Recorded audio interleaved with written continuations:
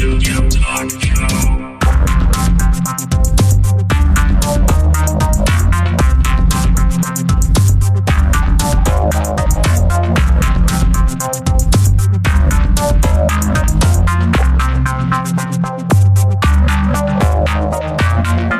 Visual Studio Talk Show.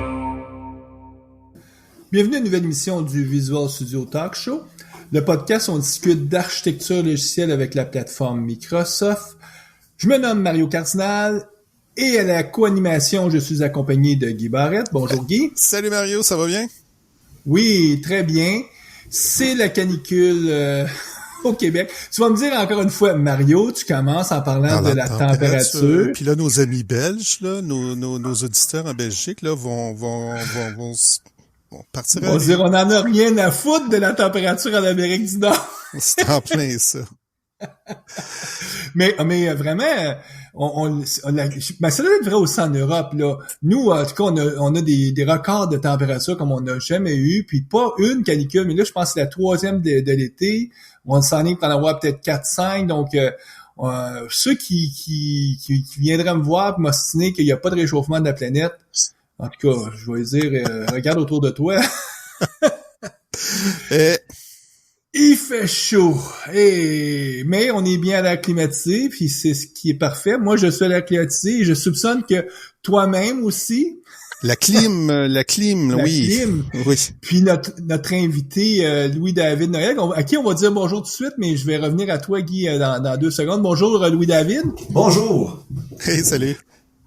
T'es chez toi, mais j'imagine que t'as la clim, t'es pas pris à 35 degrés Celsius dans la maison. Non, c'est bon, je devrais être bon pour pas m'évanouir pendant notre enregistrement. Donc, on va revenir avec toi. David, nous, Louis-David, on veut discuter aujourd'hui des OKR. Donc, pour nos auditeurs qui disent qu'est-ce que c'est les OKR, restez avec nous quelques secondes, on va tout vous expliquer ça. Mais moi, ce que j'aimerais demander à Guy, c'est qu'est-ce que tu fais de bon ces jours-ci? Tu as toujours des projets ou des choses là, qui m'intéressent, donc toujours, je focus évidemment là sur mes formations. Là, j'ai une formation de 3 jours sur Docker et Kubernetes sur Azure. Puis là, je suis en train de faire une version 2 jours que je vais mettre en ligne cette semaine. Puis c'est pour j'ai eu une demande finalement pour des gens qui déjà connaîtraient Docker, là, puis ils veulent pas se taper la demi-journée là d'introduction à Docker. Là. Donc, j'ai coupé finalement dans le matériel un petit peu, puis ça donne une formation de 2 jours pour les gens qui connaissent Docker, mais les containers, mais qui n'ont jamais travaillé avec Kubernetes, puis Kubernetes sur Azure. Donc, je vais mettre ça en ligne cette semaine. Ça va être une autre offre pour dans mon catalogue. Toi, c'est de la formation que tu peux donner justement à distance là avec Zoom. En fait, c'est seulement à distance. Hein. Il y a plus de formation là en salle ou en entreprise. Là, c'est un domaine d'affaires qui a été impacté à 100% là par la COVID, là, par la pandémie. Là. Donc, mais je dois t'avouer que j'adore donner des formations en ligne. C'est pas pareil. Les challenges sont différents. Le challenge, c'est de gager là, notre audience, hein, les gens dans la salle, parce que quand on est en classe, on peut voir les expressions au niveau des visages. Je dis, oups, je pense qu'il y a un problème, on n'a pas compris ici. Ou des fois, juste le fait de hocher la tête, là, ok, tout le monde a compris, parfait, on peut passer. Fait que ça, c'est un autre challenge. En fait qu'on se trouve des trucs avec Zoom ou avec Teams là, pour sonder notre auditoire là, finalement. Puis on se débrouille. Donc, on voit que tu as du plaisir avec tes formations. Moi, je vais prendre 10 secondes pour juste dire à nos auditeurs de rester à l'écoute là. On arrive presque, nous, à être en mesure là, de pouvoir lancer notre produit bêta. Donc, je vais en reparler là, dans une prochaine émission, là, mais je vais inviter nos auditeurs que ça intéresserait à venir jeter un coup d'œil sur le produit. Puis c'est une longue aventure. Ça fait des années qu'on travaille là-dessus. Donc, J'ai bien hâte de voir ça, en tout cas. Ouais, donc peut-être que je vais m'assurer, Guy, que tu jettes un coup d'œil, donc tu pourras dire aux auditeurs, allez pas voir ça, c'est de la merde, ça vaut rien. Ben oui. Ben écoute, ça se peut, hein, ce sera pas le premier produit, donc écoute, il y a des milliers de personnes qui lancent des produits puis sont jamais capables de trouver ce qu'on appelle un product market fit, là, c'est-à-dire un fit entre le produit et un marché. Donc nous, on est à cette étape-là là, de confirmer là, qu'il y a vraiment des acheteurs qui sont prêts à s'intéresser à notre produit. Bon, on arrive là, on va arriver là à l'automne, donc c'est intéressant là, le cheminement qu'on fait. Bien hâte de voir ça.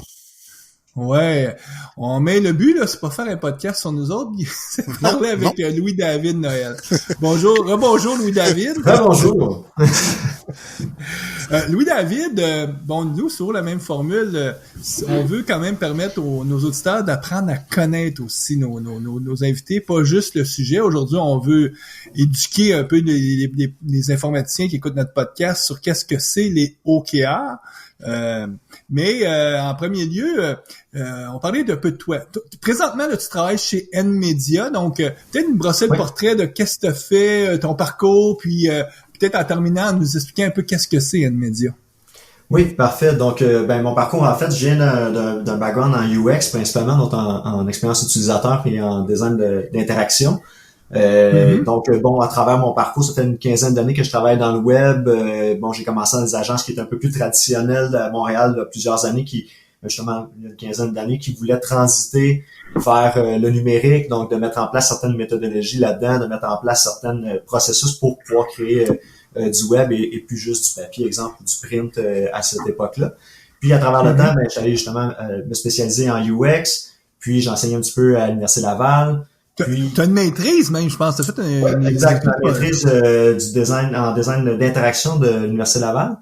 Puis à travers tout ça, justement, j'ai enseigné pendant cette époque-là, puis j'ai toujours un goût pour le coaching et l'enseignement. Donc à travers ça, je me suis toujours développé un peu là-dedans. En arrivant chez justement, c'était ça l'objectif d'arriver chez NMedia qui à cette époque-là, NMedia va avoir 20 ans cette année. À cette époque-là, NMedia était surtout une boîte d'informaticiens, en fait, de la programmation principalement. Moi, j'arrivais pour aller chercher justement une expertise un peu plus élargie et complémentaire qui était l'aspect UX, le design et tout ça, et le volet commercialisation en même temps qui était plus publicitaire et ce genre de choses-là. Donc, NMedia, c'est pour mission de fonds de service conseil principalement, puis de l'accompagnement stratégique avec les entreprises, principalement dans le domaine services financiers et de l'assurance. Donc, on fait développement sur mesure, mais aussi du coaching en entreprise, que ce soit dans l'implémentation de nouvelles technologies ou de nouvelles écosystèmes technologiques, que ce soit du Dynamics CRM, par exemple. On est bien sûr affilié à Microsoft beaucoup de notre côté. Donc, on va aller les aider à faire l'implémentation de certaines technologies dans ce cadre-là.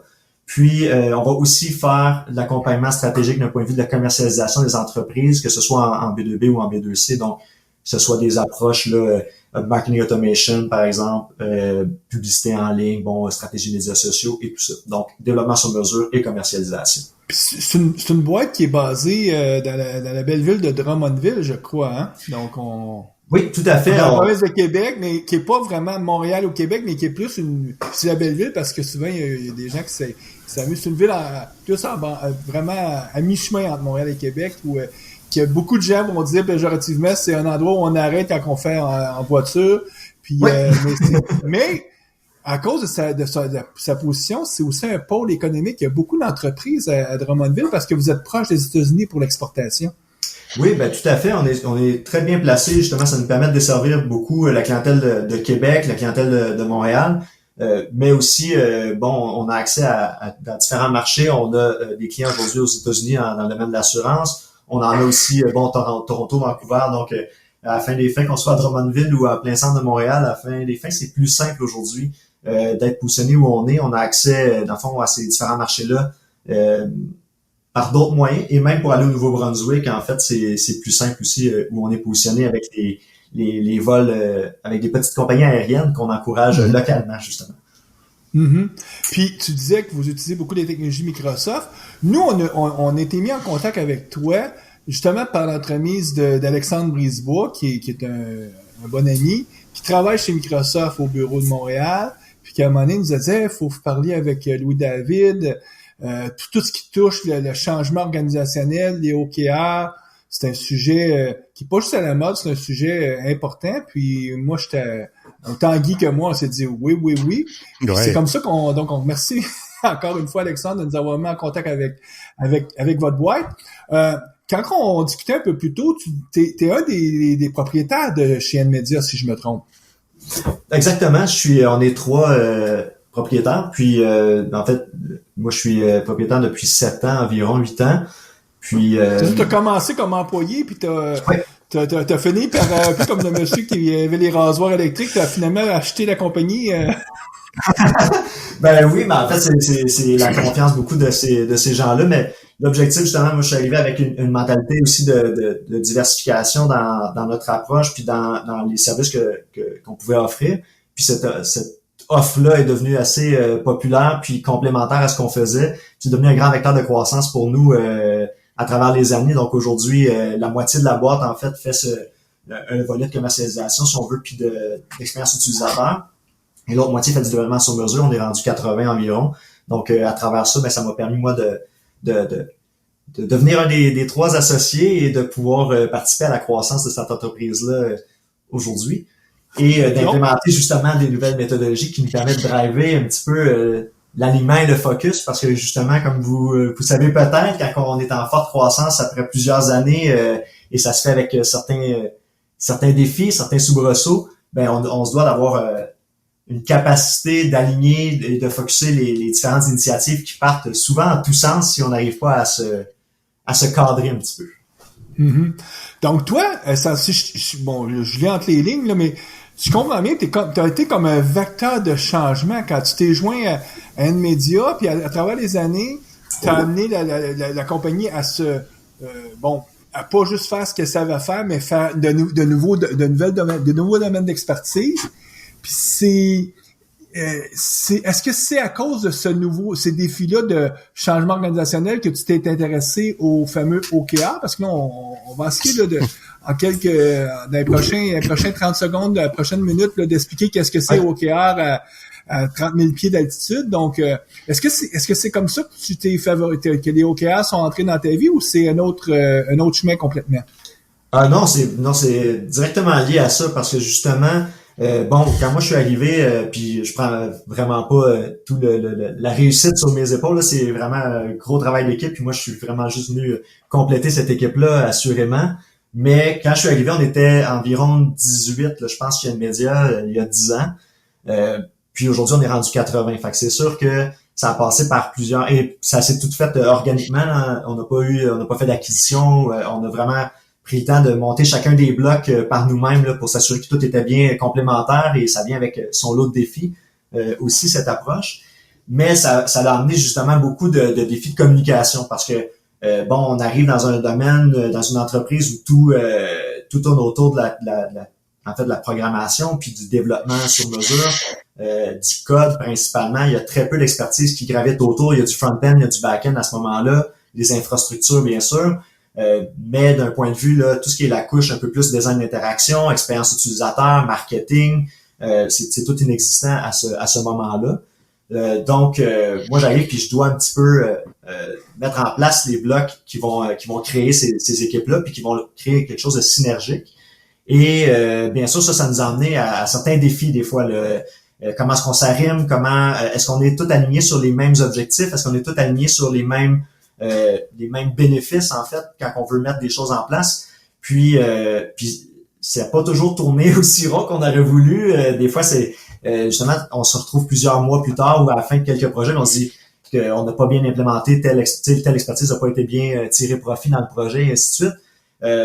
Donc, ça nous a nécessité de s'aligner davantage. Et là, les OKR est devenu quelque chose, à travers les recherches que j'avais fait, quelque chose d'intéressant. Ce que tu dis est tellement vrai, parce que puis nos auditeurs qui nous écoutent aujourd'hui, je sais pas si ça serait le cas, mais j'ai lu quelque part que si on demandait à des employés dans des organisations, un sondage à tâche, quels sont les objectifs de l'équipe d'exécutifs, c'est-à-dire l'organisation dirigeante, mais il y avait à peu près juste 7% des gens qui pouvaient clairement spécifier, dire, les objectifs de la compagnie, c'est ça, puis voici ce qu'on doit faire dans le prochain mois, c'est-à-dire 7 personnes sur 100. Puis je suis sûr que nos auditeurs qui nous écoutent, si on leur demandait, savez-vous clairement que c'est quoi les objectifs là, de votre président, là, il va aller où avec la compagnie? Puis dans un cas, par exemple, quand t'es, mettons, un programmeur, tu dis, moi, je programme, donc on sait programmer, faire des applications, puis quand, mettons, si on a un objectif de dire on veut développer un pôle d'expertise, mettons, UX, vers l'expérience utilisateur, clairement, si personne ne sait, personne va commencer à développer peut-être ce savoir-faire-là. Donc, c'était un peu ça qui, en premier lieu, te guidait, c'est-à-dire cette importance-là de partager votre vision de l'équipe dirigeante.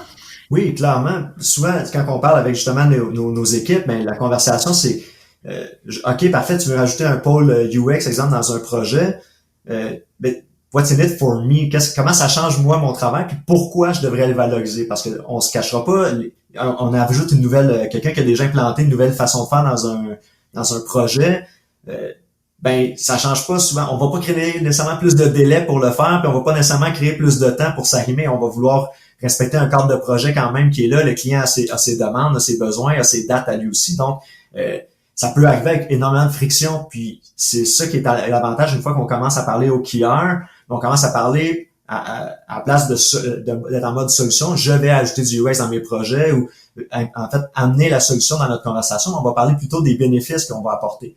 On fait ça pour augmenter la valeur perçue par notre client. On fait ça pour réduire le temps d'apprentissage de la plateforme aux employés de notre client, par exemple. Donc, en amenant les OKR, pas juste dans notre structure organisationnelle, mais aussi dans notre quotidien, dans la façon qu'on aborde nos conversations ou nos projets. Mais soudainement, on parle davantage de bénéfices. Puis là, le what's in it for me est un peu plus évident.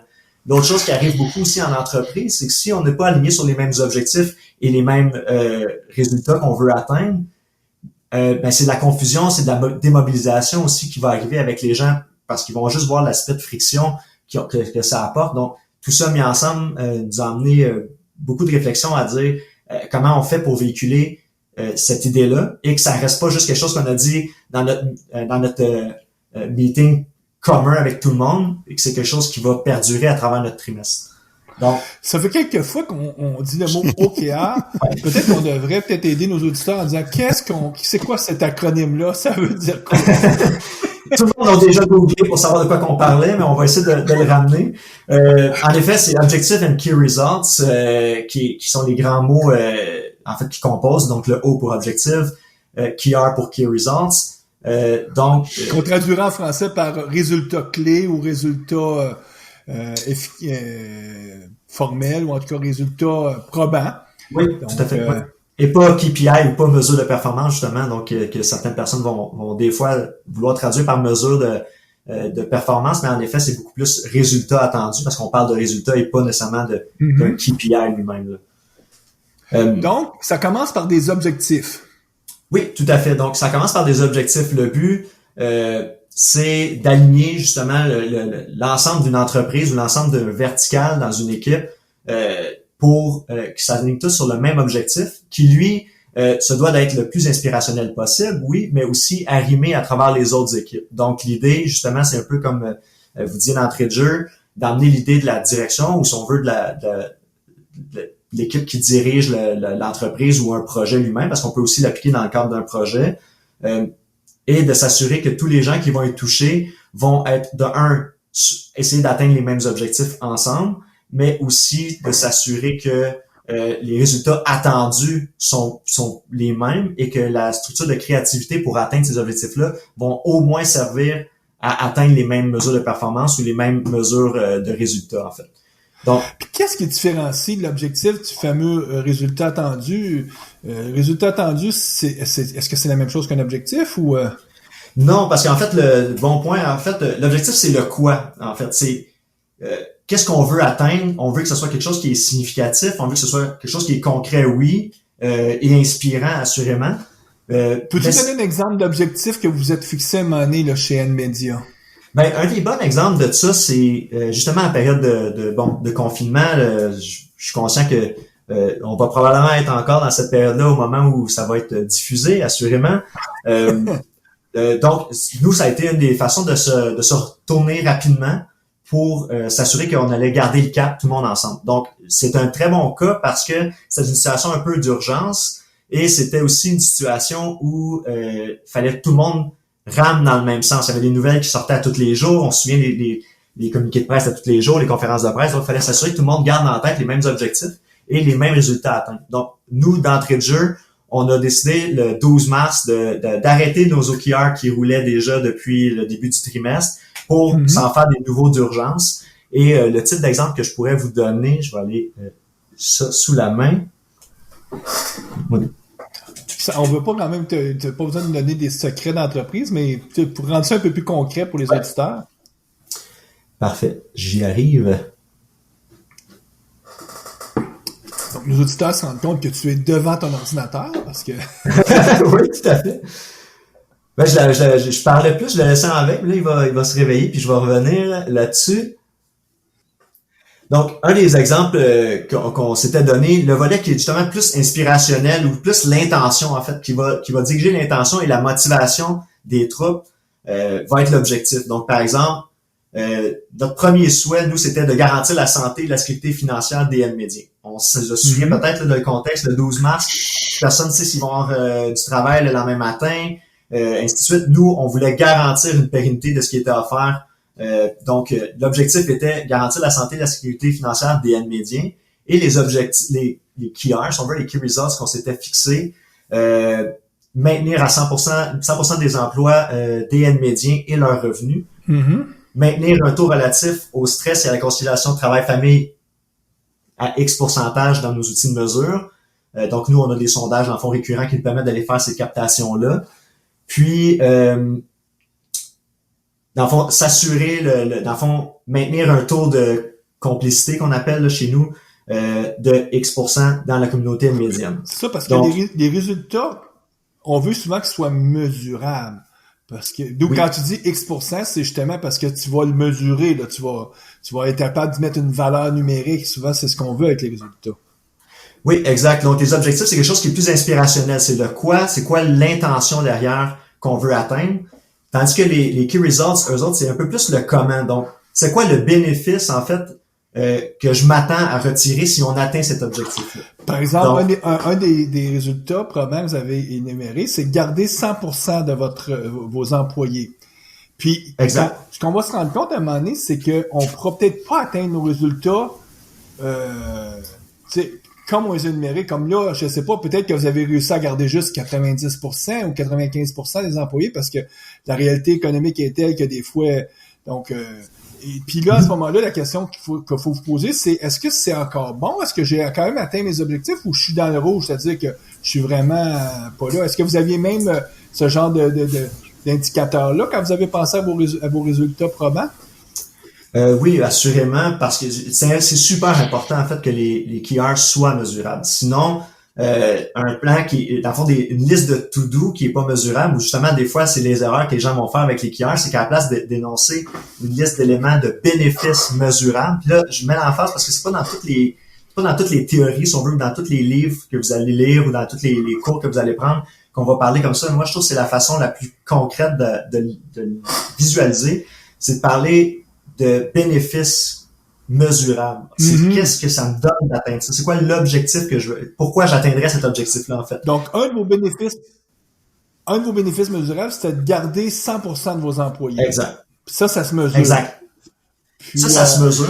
Puis, souvent, on va vouloir parler d'une progression. Donc, là, vous avez vu, là, nous autres, on est en période de crise. On voulait maintenir quelque chose plutôt que de croître. Mais normalement, on dirait avec où on en est aujourd'hui et où on veut atteindre pour être sûr que tout le monde ait la même compréhension du défi, mais en effet, des fois, les défis sont plus complexes. Donc, c'est important d'avoir des rétros. Il faut le penser vraiment en mode d'agilité, là, entre guillemets. Ceux qui connaissent l'agilité vont trouver certains points de repère là-dedans, assurément, qui sont des rituels, en fait, mensuels. Dans le fond, à toutes les semaines, on va se faire une espèce de comme un sprint review, si on veut. On va faire une rétro sur ce qu'on a fait dans notre dernière semaine, dans nos 2 dernières semaines, au niveau de nos KR, et est-ce qu'on progresse, et surtout qu'on commence à s'évaluer sur notre réelle capacité à atteindre ces objectifs-là.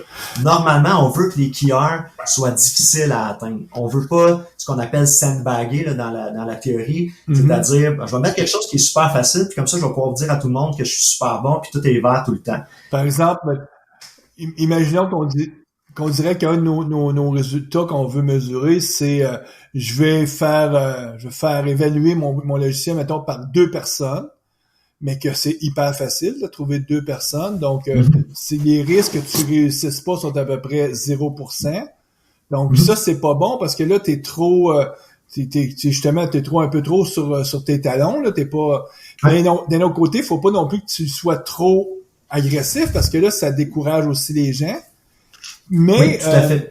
Et puis, donc, souvent, les gens savent que l'objectif, il sera peut-être pas atteint, mais c'est pas dramatique dans la mesure où mettons, si au lieu de dire 2, t'as dit, faut que je fasse évaluer par 20 personnes, puis qu'à la fin, t'en as fait évaluer par 17, mais ça peut être vert quand même d'avoir 17. C'est juste que, on va souvent dire, ben, si entre 15 et 20, ça va être vert, entre 10 et 15, jaune, puis en bas de 10, ça serait rouge, par exemple. Est-ce que vous avez ce type d'indicateur-là chez vous aussi, ou, Oui, assurément. Puis l'idée, c'est d'avoir... normalement, on veut atteindre 70% là, quand on met des keyers qui sont très très costauds, là, plus complexes. On veut atteindre au moins 70%. Puis l'idée, c'est justement de créer quand même le sentiment de pression, là, de performance, de vouloir aller au-delà de ce qui est possible. Mais faut accepter qu'on arrive un petit peu en dessous, mais on devrait pas arriver complètement en dessous parce que la motivation... Pour 2 raisons, la motivation va en prendre pour son rhume, ça c'est sûr, et la crédibilité de l'équipe. Mais aussi, ça nous donne quoi? Si tu nous donnes 20% finalement d'atteinte ou 50%, est-ce que j'ai réellement contribué, dans le fond, à l'objectif qui était précédent? Parce qu'on se souvient que l'idée, c'est d'aligner les différents niveaux des équipes ou les différents corps de métier dans une équipe. Donc, si je contribue à l'objectif de mon supérieur ou de mon patron ou de l'équipe qui me précède, mais que finalement, je score 40%, j'atteins 40% de mon objectif, que j'ai réellement aidé l'équipe précédente à aller atteindre sa propre objectif. Parce que le OKR, c'est un jeu d'équipe à la fin des fins, c'est pas un jeu individuel. L'exemple que tu nous as donné, c'était vraiment dans un objectif. L'objectif était comme de garder les acquis, vous voulez sécuriser les employés, donc mais dans un monde plus normal, c'est sûr que la COVID a changé beaucoup de choses, mais on serait plus sur des objectifs de progression ou de changement. Puis c'est là où est-ce que le changement des organisations il est hyper ardu. Puis dans quelle mesure tu dirais que le fait de fixer des objectifs, ça l'aide aux gens à accepter le changement? Mais en fait, l'avantage beaucoup quand on parle d'objectifs et key results, c'est d'inspirer le changement, d'inspirer, dans le fond, l'ensemble des équipes.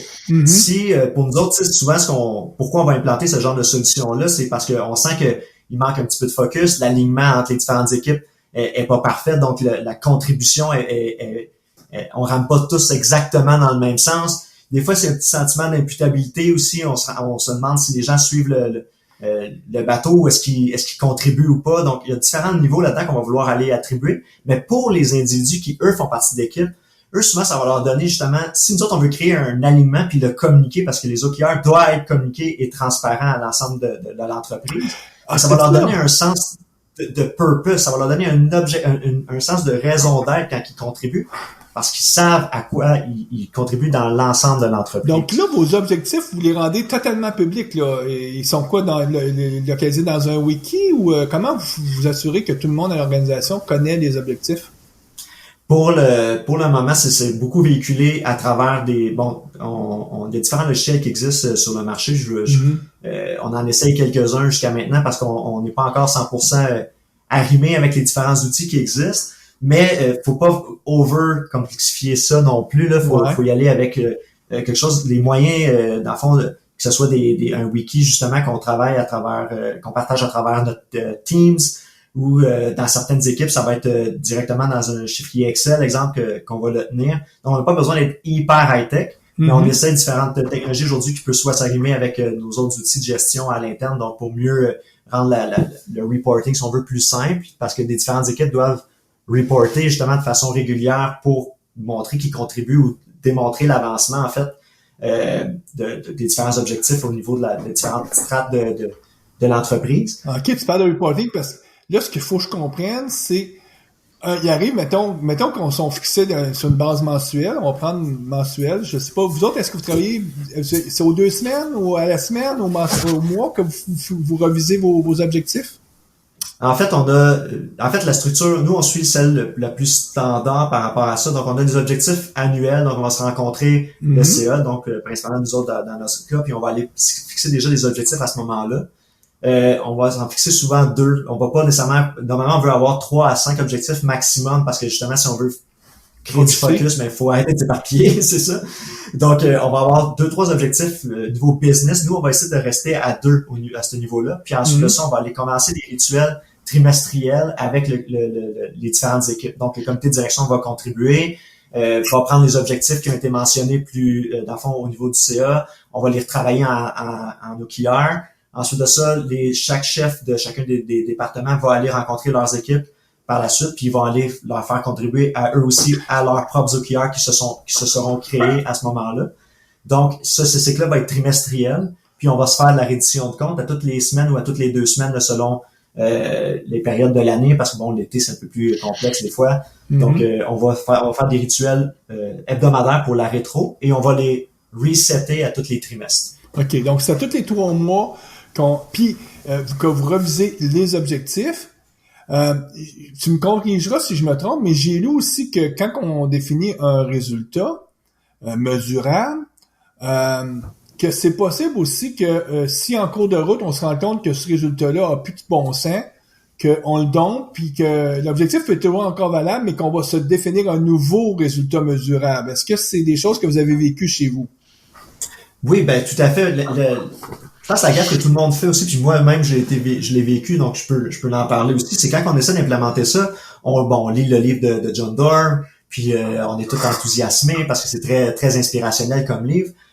Donc on part avec ça, puis là on le fait de façon très dogmatique. Là. On veut avoir la belle alignement, la belle pyramide tout bien fait. On veut s'assurer que personne sandbag rien. Bon, on essaie d'être très framé, là, tout très bien cadré là-dedans.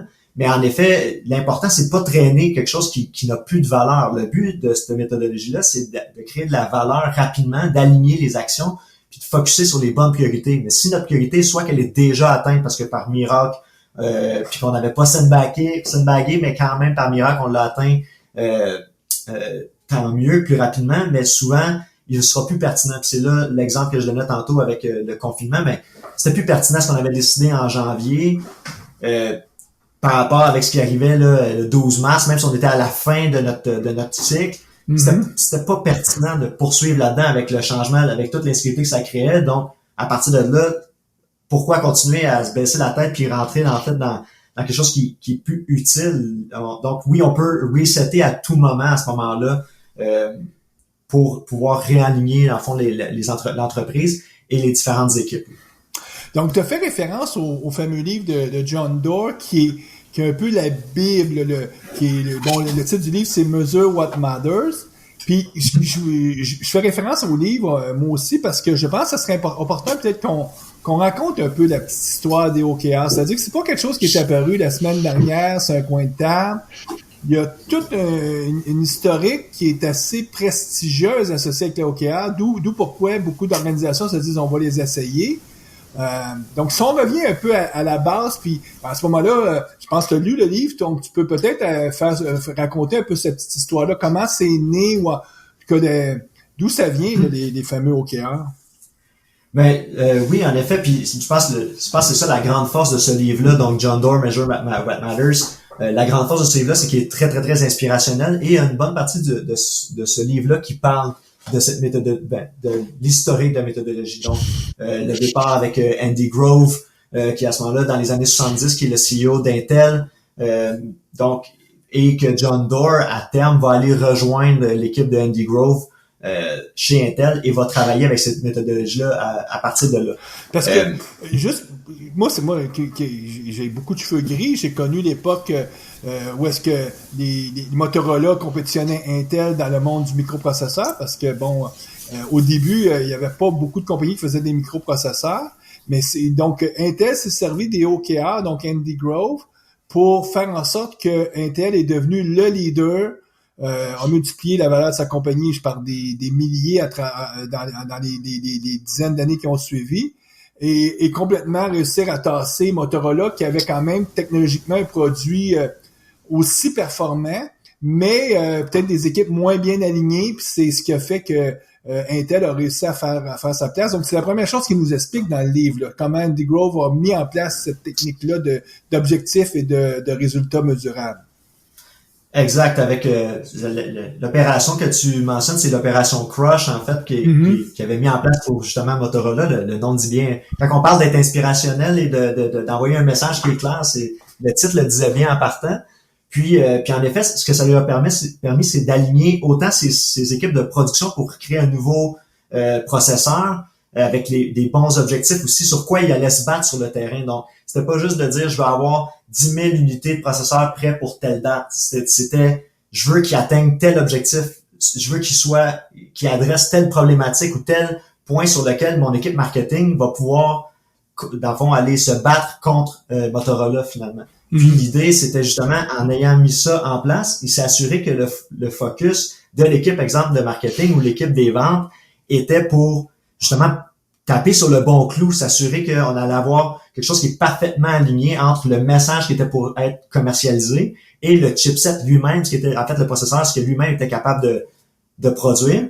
Et ça l'a permis, dans un laps de temps très court, dans le fond, quelques mois, de renverser la vapeur. Ce que normalement, si on avait suivi un flow de production standard, il y aurait eu, il aurait créé les processeurs. Ensuite de ça, il aurait fait l'étude, ces processeurs-là sont-tu, c'est quoi les capacités. Là, il y aurait eu une étude de marché par rapport aux compétiteurs. Là, il aurait créé les dépliants, les affiches, les campagnes publicitaires. Puis ensuite de ça, il aurait été sur le terrain. Puis on s'entend, il se serait passé 12, 18, 18 mois facilement. Donc, il aurait perdu le momentum pour rattraper son marché. Donc, c'était l'alignement entre les différentes équipes, parce que c'est ça aussi, c'est pas une méthodologie qui est top-bottom, c'est une méthodologie qui est aussi pour aligner différentes équipes qui travaillent en parallèle sur les objectifs qui sont communs. Donc ça a vraiment pu faire la démonstration que ça fonctionnait bien. C'est drôle parce que tu mentionnes tout ça, puis on dirait qu'en 2020, c'est un petit peu le contraire, c'est AMD là qui release là de façon plus courante là des processeurs qui battent les processeurs d'Intel, mais bon, donc petit aparté là. Ben, il faut dire qu'Andy Grove est plus chez Intel depuis plusieurs années, là, parce qu'il c'est ça. parce que lui, il a vraiment mis en place ça, puis la personne qui écrit le livre, John Doerr, lui s'est retrouvé à travailler chez Intel, a été formé à ces techniques-là, puisqu'il était chez Intel, il a fait beaucoup d'argent, le monsieur Doerr, et parce que moi, je veux encore plus expliquer comment c'est fabuleux, ces OKR-là. Au début des années 2000, ce monsieur John Doerr-là se retrouve à être un investisseur, un ange qui investit dans les compagnies. Puis il y a deux garçons peu connus qui vont l'approcher en disant « Voudrais-tu investir dans notre compagnie? » Notre compagnie s'appelle Google. Compagnie inconnue à l'époque, qui allait dans un marché qui semblait déjà saturé, faire un engin de recherche. Faut se souvenir à l'époque qu'il y avait Alta Vista, en tout cas il y avait Yahoo, en tout cas. On pouvait être un peu sceptique en disant « Comment peut-on révolutionner? » Mais bon... Ils ont réussi à convaincre John Doerr qu'il y avait, eux autres, une technologie intéressante, mais ils savaient pas comment gérer. Donc, explique-nous donc, qu'est-ce qu'il a fait avec les gens de Google, ce monsieur Doerr-là? En fait, il s'est présenté chez Google et il leur a, si on veut, imposé sa méthodologie, en fait. Ouais, dis-moi, je vais investir, mais vous allez utiliser cette technique de gestion. Exact. Puis lui-même s'est créé ses propres OKR, en fait, pour aller chez Google. Donc, lui-même, pour faire la démonstration, il avait fait son propre OKR qui permettait de vendre l'idée, dans le fond, à ces deux gars-là de Google à ce moment-là. Puis, justement, l'idée a tellement fait de sens pour les deux propriétaires, en fait, de Google, que ils se sont investis dans cette technologie-là, dans cette méthode-là, et c'est encore utilisé aujourd'hui. Donc, les équipes aujourd'hui chez Google utilisent encore ça, le développement de produits utilise encore ça, et ça leur a permis justement de mettre en place, les nouvelles, aujourd'hui YouTube aussi fonctionne avec ça par l'effet même. Donc, YouTube s'est modernisé grâce à ça aussi. Chrome est né un peu grâce à cette méthode-là aussi et a pris de l'ampleur en fait grâce à cette méthodologie-là. Donc, John Doerr, étant venture capitaliste, va souvent avoir cette façon-là de faire, d'arriver dans les entreprises puis d'aller tout de suite implémenter. Ça vient avec le chèque, si on veut, d'aller implémenter la méthodologie. Puis on voit là, que c'était assez profitable pour Google, puis c'est devenu une façon pour eux autres qui est dans leur ADN maintenant au niveau de la gestion. Ça a influencé beaucoup d'autres compagnies en technologie dans la Silicon Valley et même à l'extérieur, parce qu'aujourd'hui, chez Microsoft, c'est des techniques qui sont beaucoup utilisées. La fameuse fondation que Bill Gates a mis sur pied il y a maintenant une dizaine d'années utilise des OKR aussi. Il parle dans le livre, il parle même on va être un peu de jet set là, mais le fameux chanteur de YouTube Bono, qui lui aussi a mis sur pied une fondation, utilise des OKR. Donc il y a beaucoup d'exemples probants là, qui disent wow, ça semble être une technique pas banale. Là. Oui, exactement. Puis c'est très fort dans les entreprises, oui, Silicon Valley, mais de plus en plus aussi plus large. Puis le but vraiment là-dedans, c'est justement de faire contribuer les gens. Souvent, les gens peuvent se tromper en pensant que c'est une méthodologie qui est très top to bottom, parce que bon, comme tantôt, je donnais l'exemple où le CA va se rencontrer, va donner des objectifs, puis on va faire découler ça dans les différentes équipes après ça. Mais c'est aussi une méthodologie qui permet aux gens de contribuer, parce que si tu connais l'objectif de ton équipe ou de l'équipe qui passe devant toi ou de ta direction, les propriétaires de l'entreprise, t'es capable, toi, en étant donné qu'ils te donnent pas la solution. Ils disent pas, fais ça hors contexte, ou tu sais, va me faire tel déploiement, ou fais l'intégration de telle technologie dans tes projets à partir de maintenant, ou ainsi de suite. Ça amène l'idée vraiment que tu peux contribuer parce que tu regardes l'objectif à atteindre, le résultat et le bénéfice que l'entreprise va atteindre, et c'est à toi de trouver la marche à suivre pour contribuer à ta façon.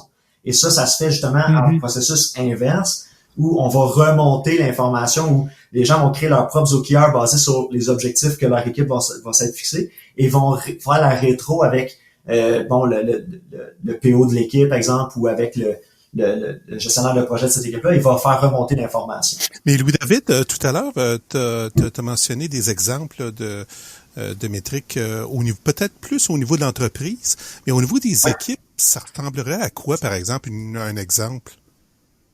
Ben, si on regarde, justement, dans nos OKR, si on veut, qu'on vient de finir le cycle là, par rapport au COVID, maintenant, on considère que c'est notre nouvelle normale, donc ça fait partie d'un cycle d'urgence. On est retombé sur nos cycles standards.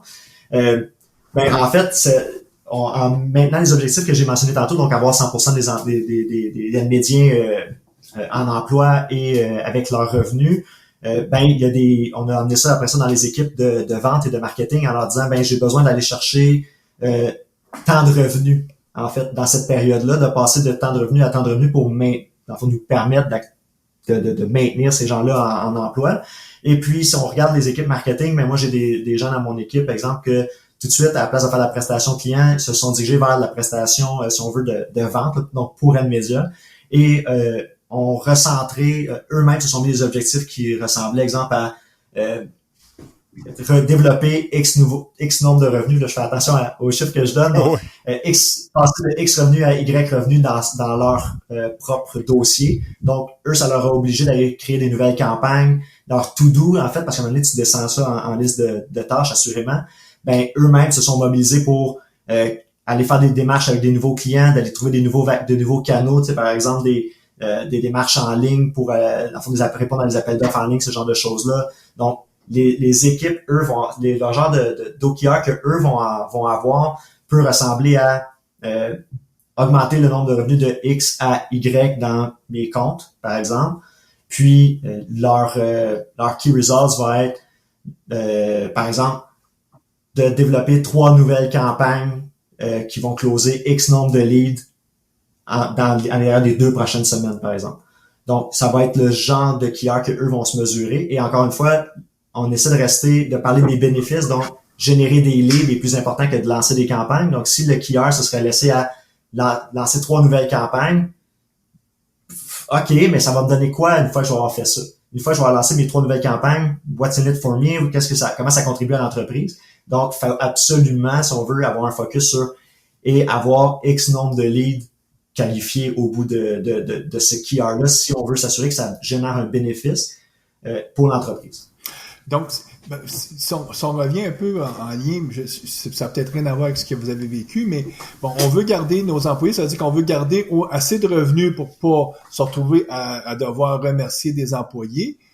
Bon, dans les domaines comme la technologie, c'était peut-être moins criant, mais mettons, si on est dans la restauration et tout, si on avait fait ça, ça va peut-être se dire, je vais faire maintenant des plats à emporter pour générer des revenus, pour au moins que je sois capable de garder mes employés clés. Bon, dans la restauration, c'était peut-être pas garder 100% des revenus, mais c'était peut-être de garder mes employés clés. Puis on l'a vu, beaucoup d'entreprises en restauration se sont mis à faire des plats pour emporter en se disant, au moins, ça va me générer des revenus. Puis ça aurait été une façon de se dire, l'objectif initial, c'était garder, je sais pas moi, des 10 employés que je peux pas me passer là, pour mon restaurant. Et puis l'objectif peut-être de l'équipe qui faisait des plats pour emporter, ça dit, nous, on va augmenter nos ventes. Puis donc, c'est ce qui fait que c'est bottom-up. C'est-à-dire que ça peut, l'intrant peut venir par en bas parce que les employés sur le terrain, eux, peuvent avoir des super bonnes idées qui vont exprimer aussi en termes d'objectifs et de bénéfices mesurables. Exactement. Puis d'où ça a tellement bien fonctionné dans les faits que là, on a été obligé, entre guillemets, d'embaucher 11 personnes à la place. Donc, on a gardé 100% de notre monde et embauché 11 personnes. Mm-hmm. Donc, ça a super bien fonctionné, mais parce que la contribution de l'équipe était au rendez-vous. Puis quand on a des objectifs comme ceux-là, puis que tout le monde les voit, mais ça a permis, exemple, aux équipes RH, mais eux, ils sont tournés vers comment je fais pour aller chercher un maximum de est-ce qu'il existe des subventions pour garder les gens en emploi, ainsi de suite. Donc, eux sont partis dans ce volet-là pour aller générer, en fait, minimiser les pertes, donc pas nécessairement des revenus, mais aller chercher les subventions qu'on avait le droit, exemple, ce genre de choses-là.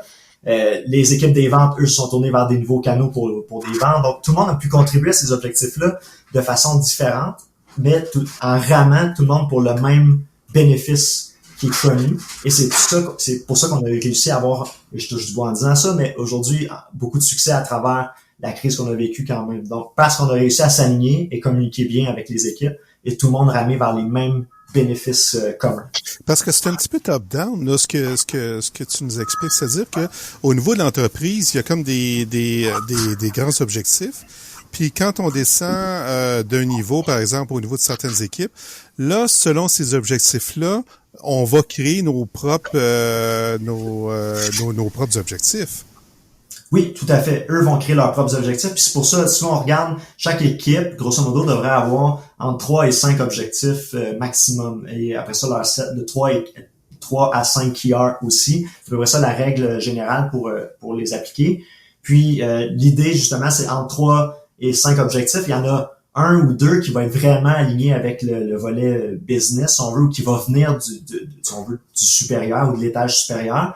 Et le restant, dans le fond, devrait venir de l'équipe parce que eux-mêmes connaissent les choses à améliorer dans l'équipe et dans un projet, par exemple, dans un produit. Donc, il y a une portion qui vient de eux aussi, assurément. Et il doit absolument garder une place pour cette créativité-là et cette participation-là dans ces OKR-là. Pourvu qu'il soit quand même, il y a quand même, de part et d'autre, là, quand c'est top-bottom, il faut qu'il soit accepté par les équipes.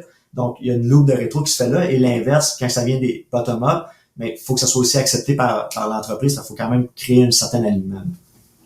J'ai une question pour toi, Louis-David.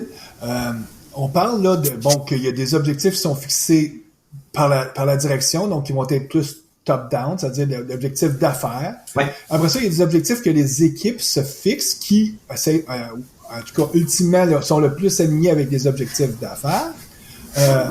Chez Intel, à l'époque, Andy Grove, lui, demandait même à chaque personne, personnellement, dans la compagnie, de se fixer ses objectifs à eux, qui, forcément, devaient aussi s'aligner avec les objectifs d'affaires, mais qui pouvaient aussi avoir d'autres objectifs qui pouvaient sembler moins alignés, mais qui pouvaient, par exemple, développer des nouvelles expertises ou des nouvelles choses. Est-ce que vous avez ça aussi chez vous? C'est-à-dire que les gens eux-mêmes se fixent leurs objectifs à eux? Ben, en ce moment, on est en implémentation de ça, mais oui, tout à fait. Puis ça fait partie de la métho, puis ça vient aussi avec la métho, en fait, CFR, qui est aussi abordé dans le livre avec l'histoire d'Adobe. Dans ce cas-là, aussi, où ce que c'est conversation... Ouais, parce qu'on l'a pas dit, chez Adobe utilise ça aussi. Donc, si vous commencez à vous intéresser aux OKR, vous allez vous rendre compte qu'il y a beaucoup de compagnies. Moi, je suis en train de lire le livre, là, puis là, je lisais le chapitre où est-ce qu'il parlait d'Intuit. Ouais. Puis là, tu te rends compte, Intuit, qui est comme, ça fait 40 ans qu'il résiste à toutes les... Il y a beaucoup de compagnies qui ont essayé de prendre leur part de marché, ils n'ont jamais réussi. Pourquoi? Parce que Intuit, sont bien gérés. Mais on découvre aussi qu'ils utilisent cette technique-là depuis plusieurs années. Donc, c'est comme... ça semble pas une technique si mauvaise que ça. Donc là, tu dis, vous êtes à l'étape, vous autres, de commencer à essayer de faire en sorte que même les gens, d'un point de vue personnel, fixent leurs objectifs. Oui, exact. Dans le fond, c'est la méthode CFR, donc le Conversation, Feedbacks and Recognition, qui vont venir un peu appuyer dans le même ordre d'idée. Cette méthodologie-là, ça vient avec des fréquences un peu différentes. Les rituels sont un peu différents, en fait, que les OKR, et c'est vraiment une approche de one-on-one, en fait, qu'on veut avoir. C'est vraiment intéressant, ceux qui veulent regarder un petit peu. Le livre, en fait, raconte un peu plus l'histoire, puis des fois, c'est ça qui est, si je veux être un petit peu critique du livre, c'est qu'ils sont bons pour raconter beaucoup l'histoire, mais et c'est très bon pour faire sortir le what's in it for me, en fait, comment je peux bénéficier de cette méthode-là. Comment l'appliquer, c'est un petit peu moins ça. Des fois, dans le livre, là, ça laisse beaucoup de place à interprétation, et c'est beaucoup de travail pour faire l'implémentation, parce qu'il y a beaucoup de pièges, en fait, une fois qu'on est rendu là. Mais oui, en effet, c'est cette méthode-là qu'on amène pour les gens, et ces gens-là, les médias vont fixer leurs propres objectifs et leurs propres mesures de performance là-dessus, et on va avoir des cycles de rétro entre 4 et 6 semaines pour les suivis, et au trimestre pour revoir si on a bien atteint. Et des fois, ça nous permet ce qu'on appelle le geek out time, en fait, le temps où ce que les gens ont un peu comme chez Google, là, où il y a une portion de ton temps qui est ouvert à faire ce que tu veux, en fait, quelque chose qui te passionne, pourvu que ça contribue à l'apprentissage ou de près ou de loin avec l'entreprise.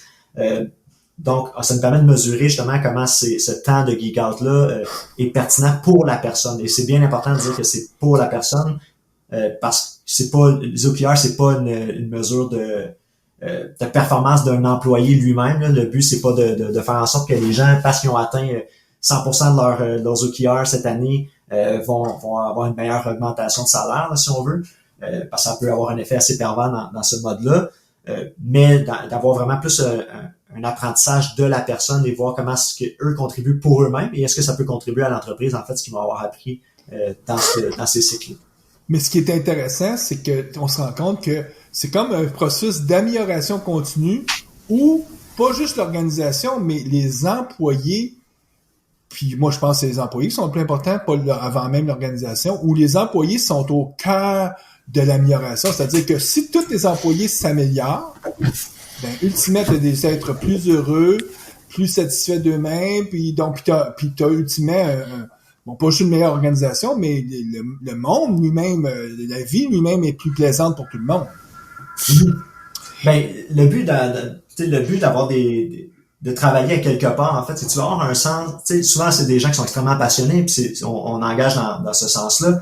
Puis, ils arrivent avec beaucoup d'enthousiasme, sont très passionnés quand ils arrivent de ce qu'ils font, puis sont tous contents d'arriver dans une nouvelle boîte. Puis l'idée, c'est de leur faire... On devient passionné parce souvent on va en informatique dans ce domaine-là parce que c'est très concret, on a l'impression de faire du problem solving, de résoudre des choses. Donc, le but avec les OKR, ce qui est intéressant, c'est plutôt que de dire, si on veut, de parler justement, implémente telle solution, fais telle chose, fais telle... À la place, tu donnes un sens d'un purpose, comme je disais, ou de certaine clarté de pourquoi ce que tu fais est important pour l'entreprise, et je te laisse trouver comment mieux contribuer possible pour cette entreprise-là. Donc, nécessairement, ça devient quelque chose qui souvent est très porteur pour ces gens-là. C'est très gratifiant aussi. Ça amène beaucoup de clarté. Pourquoi je fais ça? Tu sais, des fois, il y a des choses qui sont un petit peu moins le fun à faire dans une implémentation d'un nouveau système comptable, exemple, dans une entreprise ou quelque chose comme ça. Mais au moins, ça donne un sens de pourquoi je le fais, pourquoi c'est bénéfique pour l'entreprise. Donc, clairement, ça crée de l'enthousiasme puis ça nourrit cette passion-là. Donc, c'est nécessairement quelque chose de hyper, agréable pour un employé, assurément. Puis la stratégie des petits pas est bienvenue. C'est-à-dire qu'on n'a pas besoin de partir tout azimut. Là. Comme tu disais au début, ça peut être juste avec un chiffrier Excel ou un wiki, on documente, et on n'a pas besoin de partir aussi avec les objectifs personnels. On peut partir juste par équipe, par l'organisation des équipes dans un premier temps. Donc là, on en parle, ça semble très positif, mais avez-vous vécu soit des échecs ou des difficultés? Là, c'est quoi les défis que vous avez rencontrés qui fait qu'on peut partager avec nos auditeurs? Ben oui, ben tout à fait, parce que c'est comme je disais tantôt, tu sors du livre, si on lit John Doerr ou on regarde ses TED Talks ou ses différentes conférences qu'il fait, tu sors de là, t'es hyper motivé, tu dis wow, c'est ça que ça prend, ça va régler tous mes problèmes, ça va générer du focus, de l'alignement. Tu sais, des fois, justement, t'essaies d'implémenter quelque chose, puis là, t'attends après une autre équipe qui a fini d'implanter telle chose, mais c'est pas, eux autres, c'est sur le back burner, parce que c'est pas aussi prioritaire que ce que toi, ça serait, puis ainsi de suite. Donc là, tu t'imagines tout ça, puis ça va être parfait. Commence à implémenter ça, puis déjà juste de se familiariser avec c'est quoi un bon objectif, c'est quoi un bon KR. Souvent, les gens vont se ramasser avec beaucoup des listes de to-do dans les KR, là. Justement, embaucher 3 personnes, lancer 2 campagnes, faire tester mon code par deux nouvelles personnes. Sauf que c'est des to-do, ok, parfait, il suffit de prendre des rendez-vous avec des gens, ça va être fait, mais t'as pas nécessairement généré de bénéfices. Fait que ça, souvent, puis même dans les différentes formations qu'on va prendre dans les différents livres, on parle d'un au moins 4 à 5 cycles là, où ce que tu vas, un peu comme quand tu apprends à pédaler, ça se peut que tu tombes une fois ou deux de ton vélo. Donc, 4 à 5 cycles là, trimestriels, donc à peu près 1 an, là, si c'est fait sérieusement, avant que tu te sentes vraiment à l'aise puis que tu gagnes il n'y a plus tant de problèmes puis il n'y a plus tant de friction. Mais somme toute, en général, dans le fond, il y a ce volet-là de bien setter des bons objectifs, des bons KR, c'est quelque chose d'important. Et l'autre chose qu'on voit souvent, c'est on a nos OKR qui nous génèrent une liste de choses à faire, puis on a notre to-do quotidien. Puis malheureusement, comme on est, c'est rare que nous, on est une compagnie en croissance aussi, puis on n'est pas les seuls non plus. La plupart des entreprises vont faire ces premières gaffes-là dans le premier cycle. C'est, ben j'ai mes to-do d'OKR, puis j'ai mes to-do quotidiens. Puis c'est sûr que les to-do quotidiens, souvent, c'est des feux à éteindre. Donc, tu vas te ramasser à la fin de ton trimestre, tu vas dire, ouais, finalement, j'ai mis 4 heures à résoudre des OKR, mais j'ai fait tous mes feux qui brûlaient au quotidien. En fait, c'est ça que j'ai fait tout le restant de ma semaine. Puis, j'ai pas généré la traction que j'aurais voulu ou j'aurais pas, justement, contribué comme j'aurais voulu au bénéfice de l'entreprise ou de l'équipe pour laquelle je travaille. Puis ça, c'est une autre chose qu'on voit souvent. C'est ça demande un commitment puis une conscience, en fait, de ce commitment-là, d'où l'importance de la rétroaction fréquente pour tenir les gens, si on veut, accountable à le faire. Là. Puis aussi, les questions se posent aussi, est-ce que tes to-do quotidiens sont si alignés que ça avec ce qui est stratégique pour l'organisation? Parce qu'on a des feux à éteindre, mais des fois, la question se pose, ce feu-là, peut-être je peux décider de le laisser brûler parce que de toute façon, il n'est pas du tout aligné avec nous autres. Puis il peut brûler dans la forêt. Moi, cette forêt-là, elle me préoccupe pas pantoute. Puis ça peut sembler un gros dommage qu'un feu, mais c'est pas si dramatique que ça pour l'organisation. Non, exactement. Est-ce que ça nourrit, est-ce que ce que je suis en train de faire nourrit les bénéfices attendus pour l'entreprise ou les objectifs vraiment d'affaires de l'entreprise pour l'année en cours ou le trimestre en cours? Puis en effet, des fois, on se rend compte là, que peut-être celui-là, je devrais le prioriser puis lui le mettre dans mon backlog et ramener lui en avant-plan parce que c'est lui qui prime pour l'ensemble de l'entreprise. Donc, nécessairement, ça, à force de faire ces rétros-là, oui, ça nous permet de faire cette discrimination-là de tâches qui, des fois, on subit plutôt que bien planifiées, en fait. Mm-hmm. Écoute, Louis-David, on discute des OKR. Là, il y a nos auditeurs qui se disent, j'ose espérer qu'il y a certains de nos auditeurs qui se disent « Wow, c'est intéressant cette affaire-là ». On a donné comme référence le livre. Est-ce que tu as d'autres... tu sais, quelqu'un qui veut débuter, là, qu'est-ce que tu recommanderais outre la lecture du livre? Est-ce que tu as des liens, des présentations? Nous, on promet toutes les URL là, sur la page, là. Oui, ben en fait, je pense que le plus facile à commencer, si vous vous dites « Ça pourrait m'intéresser, mais j'ai besoin d'être convaincu encore un peu », il y a un TED Talk, en fait, de John Doerr, donc directement de l'évangéliste primaire, qui est Why the Secret to Success is Setting the Right Goals. Donc, c'est un TED Talk de 2018. Je pense que c'est la bonne place à commencer. Puis, par la suite, si ça vous allume ou ça vous intéresse, mais c'est sûr que à fin des fins, le livre de John Doerr, Measure What Matters, va être une bonne place à commencer, mais c'est vraiment un livre d'évangélisation. Donc, vous allez sortir de là inspiré, mais après ça, vous allez vous rester un petit peu sur comment je fais pour l'implémenter. Moi, je suis un grand fan d'Audible, donc c'est un livre qui prend à peu près 8 heures à écouter. grosso modo. Sinon, il y a des choses qui sont un petit peu plus en mode storytelling qui existent. Donc, le livre Radical Focus, Achieving Your Most Important Goals with Objective and Key Results, qui dure à peu près 4 heures. Lui, dans ce cas-là, il est plus en mode, on raconte une histoire d'une start-up, dans le fond. Donc, pour quelqu'un qui aime moins les livres théoriques, si on veut, ou qui peut sentir que 8 heures, c'est trop long, ben celui-là, c'est en 4 heures et est en mode un peu plus histoire, si on veut. OK. Sinon, assurément que 45 minutes de summary analysis of measure what matters. Donc, c'est vraiment un 45 minutes condensé de ce que vous allez apprendre dans le livre de Measure What Matters pourrait valoir la peine comme introduction, assurément. OK, ça c'est bon. Moi, je vais ajouter, parce que l'équipe qui fait Azure DevOps, donc l'équipe qui est derrière le produit Azure DevOps depuis maintenant 2 ans, 3 ans, utilise des OKR. Donc, c'est comme ça, moi, j'ai été un peu familiarisé avec ça parce que, étant un MVP, à un moment donné, ils nous ont expliqué qu'est-ce qu'ils faisaient avec les OKR. Puis, pour le bénéfice des auditeurs, une des personnes qui était derrière qui était le champion, parce qu'on pourrait glisser un mot sur le fait que c'est important d'avoir un berger ou un champion là, pour aider à l'adoption. Donc, cette personne-là a fait une entrevue que je pourrais mettre le lien là, où est-ce qu'il explique en 30-40 minutes ce qu'ils font, puis comment ils sont allés avec la plus simple expression, quelque chose de super simple, sans trop se casser les nénettes, comme on dirait en bon québécois. Ça m'amène à la question d'avoir un berger ou un champion. Chez Nmedia, je crois que c'est toi qui a le chapeau de berger. Est-ce que je me trompe? Oui, exactement. Puis justement, je t'ai cherché de la certification spécifique là, pour ça. Puis vraiment des bonnes sources d'informations aussi pour comment l'implémenter. Ça vient souvent de ce genre de certification-là. Souvent, sont offerts par des personnes qui vendent des plateformes. Donc, il faut les choisir comme il faut si tu veux pas juste avoir un 6 heures de sales pitch.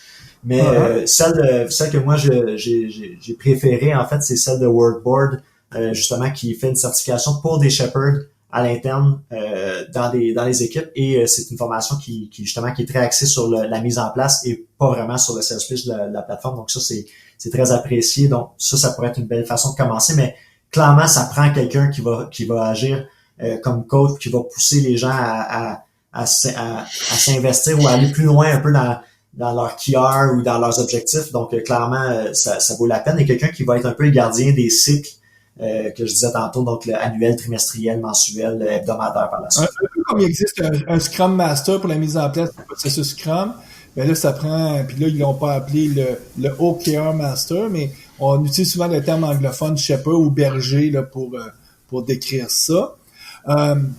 Écoute, je pense que ça fait un bon survol là, pour nos auditeurs. Mais moi, en terminant, j'aimerais juste savoir, là, vous en êtes où avec ça chez Nmedia? Là? Comment tu entrevois le futur? Tu nous as parlé que vous voulez les implanter au niveau personnel, donc les OKR pour les personnes. C'est la prochaine étape, ça, ou vous avez même d'autres objectifs? Non, c'est vraiment la prochaine étape. On est rendu, toujours arrimer les équipes à l'utiliser. Donc, une implémentation qui se passe bien, souvent, c'est une implémentation qui est vraiment... verticale dans le sens où on va vouloir prendre une équipe qui touche tout au même objectif, puis c'est eux qu'on implémente et pas faire la gaffe d'y aller horizontal, exemple avec juste la direction ou juste le middle management ou juste les équipes. Souvent, on veut avoir quelque chose qui quitte à faire moins horizontal, mais avoir quelque chose de plus complet, on veut avoir un maximum de bénéfices. Donc là, l'idée, c'est d'étendre ça à plus d'équipes. Ça, c'est notre prochaine étape. Donc, de finir, si on veut, d'implémenter ça aux différentes équipes et d'aller vers les CFR / OKR personnels là, qu'on se disait. C'est vraiment les deux prochains objectifs à atteindre de notre côté. Là. Puis je sais, pour avoir discuté avec un de tes partenaires chez Nmedia, Patrick Bélanger, pour pas le nommer, que vous voulez aussi jumeler les OKR avec l'approche Zone to Win. Oui, tout à fait. Donc, on va, nous autres, céduler un podcast avec Patrick pour en parler. Donc, on va pouvoir... mais j'imagine que c'est aussi une des choses que vous voulez dans le futur, là, jumeler ça avec cette approche-là, Zone to Win, puis voir dans quelle mesure c'est gagnant-gagnant là, d'utiliser cette approche-là. Oui, exact. On pense que ça va nous aider à créer davantage de focus encore et davantage d'alignement dans les différentes expertises et line of business, si on veut, de Nmedia. Donc, on a Zone to Win qui est une méthode qu'on utilise déjà dans certaines équipes, justement, et on veut l'amener justement plus global à l'entreprise et on veut arrimer ça avec les OKR pour garder nos méthodes de reddition et de rétroaction et de bénéfices par les individus. Donc, c'est le prochain maillage. Ça va être un bon défi, je pense, mais Patrick étant le shepherd, si on veut, de Zone to Win pour nous, ça va être un bon travail d'équipe à faire là-dessus, mais on est confiant que ça va créer plus de synergie et d'alignement encore. Puis, en terminant, là, il y a nos auditeurs qui peuvent être localisés au Québec, qui Zen Media, wow, ça a l'air intéressant comme compagnie. Donc, si vous avez embauché 11 nouvelles personnes, donc s'il y a toujours j'imagine, pour ceux qui pourraient avoir l'intérêt, gênez-vous pas, ça semble une entreprise qui est à la fine pointe des nouvelles approches de gestion. Donc, ça, c'est toujours bien là, de voir que l'innovation existe, pas juste dans les grandes villes, mais même aussi en région, là. Puis c'est vrai aussi en France, c'est vrai aussi en Belgique. C'est pas juste dans les grands centres que souvent il y a des organisations qui sont c'est très plaisant de travailler chez eux, puis ils n'ont pas besoin d'être localisés au centre-ville d'une grande ville. Là. Non, en effet, on cherche encore pas mal dans tous les domaines possibles qui sont disponibles chez Media. Donc, si ça touche aux technologies, il devrait avoir un poste ouvert chez nous, nécessairement de la gestion de projet jusqu'à UX, au design, programmation, DBA, ainsi de suite. Donc, oui, n'hésitez pas. On fait même de la petite publicité, donc. C'est pas de problème, c'est très apprécié. Merci parce que je pense qu'il y a un bon survol de ce qui était les OKR. Que ça va aider nos auditeurs. Si jamais ils entendent parler que l'organisation s'intéresse aux OKR, ben, en écoutant l'émission, ils auront un survol de qu'est-ce que c'est. Puis si jamais vous n'avez pas entendu ça, peut-être en parler à vos gestionnaires, dire hey, OKR, peut-être ça serait intéressant chez nous. Donc, on te remercie beaucoup, Louis David. Oui, merci. Merci à vous. On va vous souhaiter du succès, encore plus de succès. Puis, d'ici là, nous, on est en période estivale. Cette émission-là va être publiée probablement au mois d'août, donc c'est encore l'été. On va souhaiter à nos auditeurs de profiter de l'été au maximum. Du beau temps si vous êtes dans la partie nordique. C'est sûr que si vous êtes de l'autre côté de la planète, ben là, vous, c'est l'hiver. Donc... Je pense pas qu'on a pas beaucoup d'auditoires francophones en Australie. On est toujours surpris de voir comment il y a du monde qui nous écoute d'un peu partout. Sur ça, on va souhaiter justement bonne programmation à nos auditeurs. On vous revoit le mois prochain. À la prochaine. Merci, au revoir.